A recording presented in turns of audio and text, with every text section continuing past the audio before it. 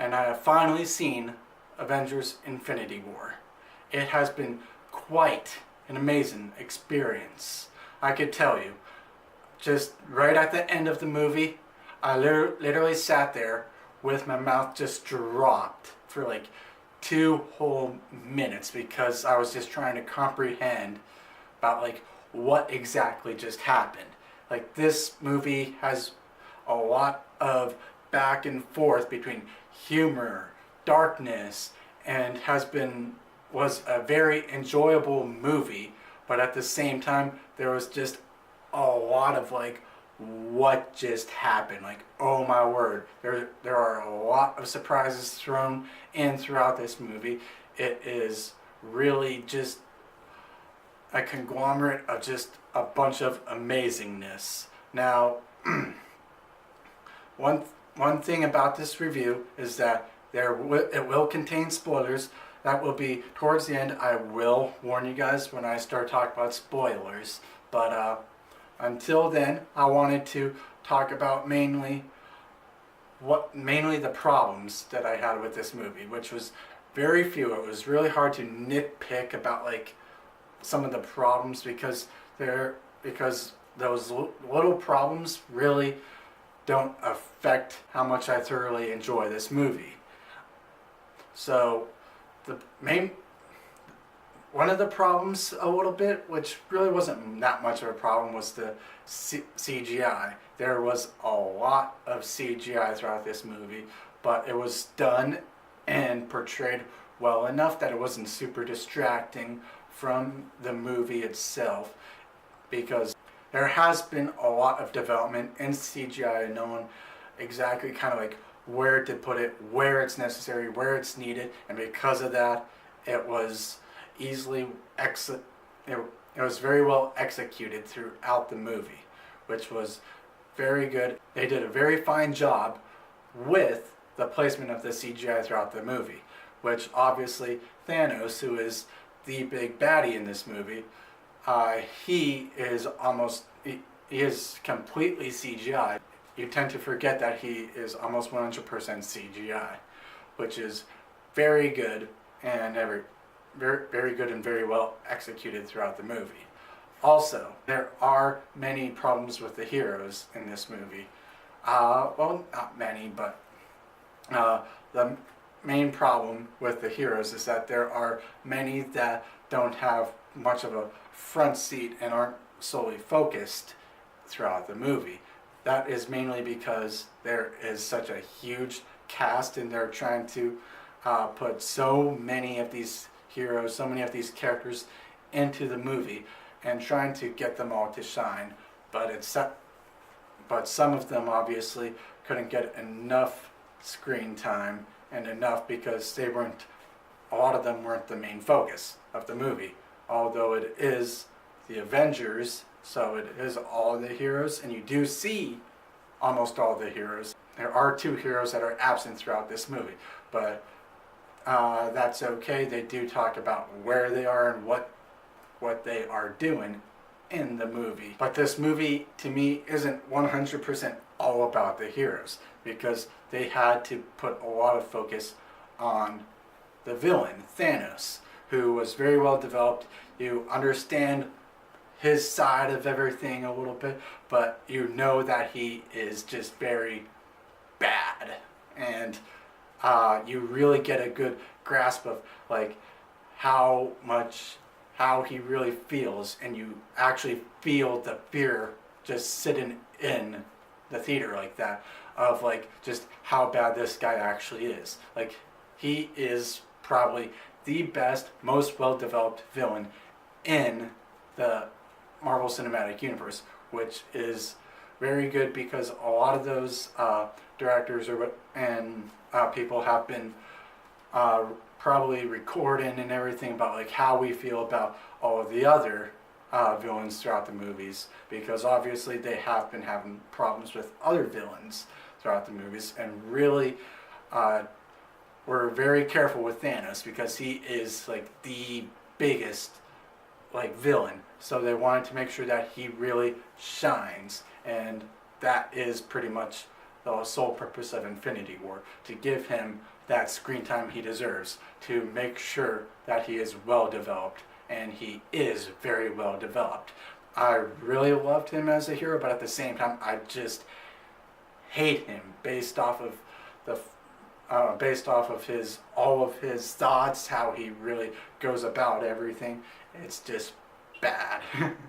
But now I want to talk about some good things about this movie.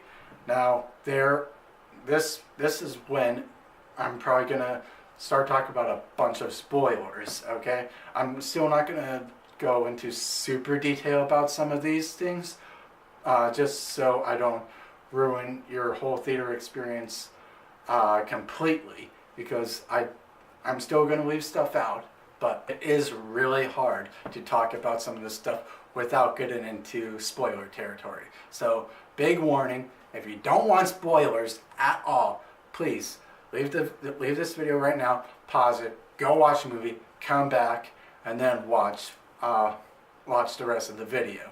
So, the first thing I want to talk about is the whole chemistry between Spider-Man, Iron Man, and Doctor Strange. They, from the beginning, they all meet up, and you immediately feel something between all three of those characters that's just very dynamic.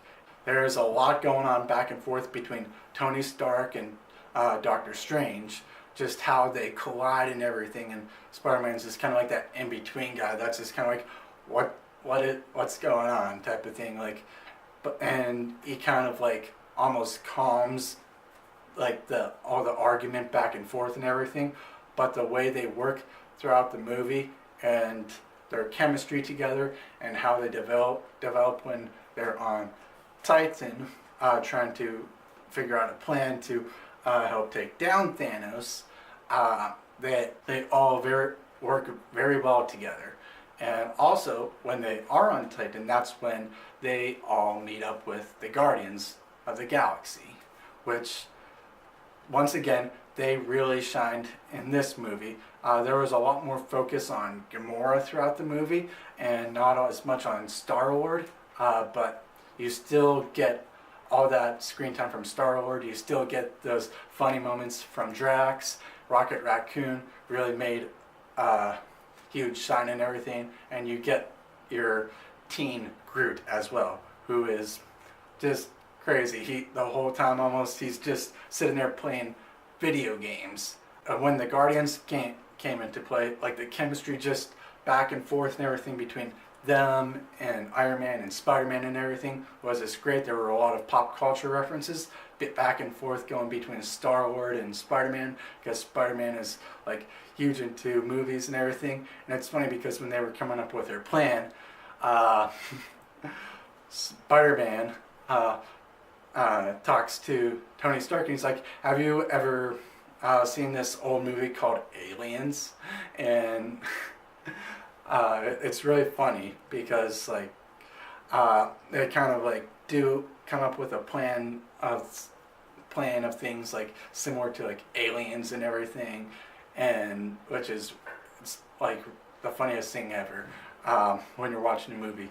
And there's a lot more back and forth between Spider-Man and Star-Lord as well with their pop references. Like there's a Footloose reference, like, oh, is Footloose still the greatest movie ever? And Spider-Man's just like, oh, it never was. That was like, that was really funny.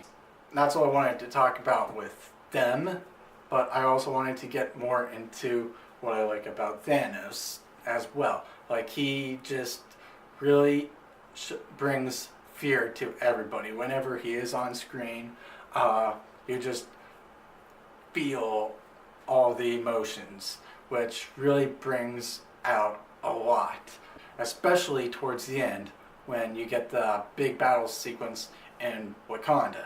Now, that is one other thing too. You don't see a whole lot of Black Panther throughout the movie, but when you do see him, he really shines. You really see him fighting a lot throughout the end part of the movie, while at the same time they're trying to destroy the Mind Stone, which is within Vision, so Thanos does not get to the Mind Stone. But I don't want to tell you if Thanos does get it or not, but that is one thing that you, the viewers, are to find out by yourself when going and watching the movie. Now, right towards the end, as we get towards the end of the movie, that's when you start thinking like, what's going on? Because Thanos really goes through with his plan, and immediately you get a lot of people dying. When I mean people, I don't just mean heroes, because you do lose some heroes in this movie. Especially towards the beginning, you lose one of probably your most favorite characters of all time within the universe, within all the movies. I don't want to get into too much detail about who that person is, but that's one thing to figure out on your own. But you do lose a lot of characters. Some will really tug on your heartstring, but at the same time you'll be like, wait a second, isn't there supposed to be like a movie that's in the works or whatever coming out with this character and everything? Which makes you wonder, how is everything going to go down? How is everything going to change after this movie? Because it really throws you for a loop and really makes you think about like, oh my word, I have no idea what they're doing right now. I don't know what they're going to do. They just completely like blew my mind type of thing. And I do one more thing before I close up this video. I do want to mention one of my favorite cameos. Like, you have not seen this guy for like so many movies, and just the minute I saw this guy, I'm like, holy crap, I knew it. And who is that guy? I'm sorry, I just can't help myself. You see Red Skull. Yes, Red Skull is back. He's only in the movie for like a scene or two, but you do get to see him. He is pretty crazy. You learn about his backstory and what he's doing and where he is and why he is where he's at and everything, which is really cool. I really enjoyed that aspect. Now I just want to end this video by saying that yes, I enjoyed this movie. There were a few things that were minor issues, but nothing that was very big that really destroyed the enjoyment of this movie throughout. I will give Avengers Infinity War a rating of 94% because it was like super just amazing throughout. Now, thank you for watching. Like, comment, and subscribe for more content. And I'll see you guys in the next video.